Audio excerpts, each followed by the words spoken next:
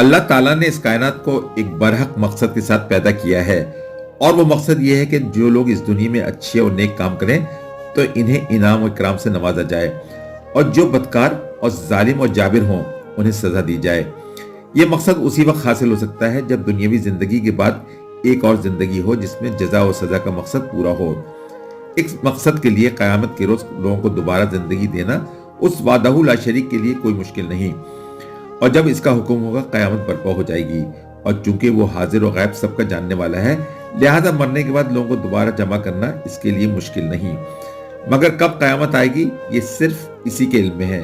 दूसरी बात, हकीकी बादशाही सिर्फ अल्लाह ताला की है, मगर ज़ाहिरी तौर पर बहुत से मुल्कों में बहुत से बादशाह और हुक्मरान हैं, मगर सूर फूके जाने के बाद बादशाही सिर्फ अल्लाह वादहू ला शरीक की होगी।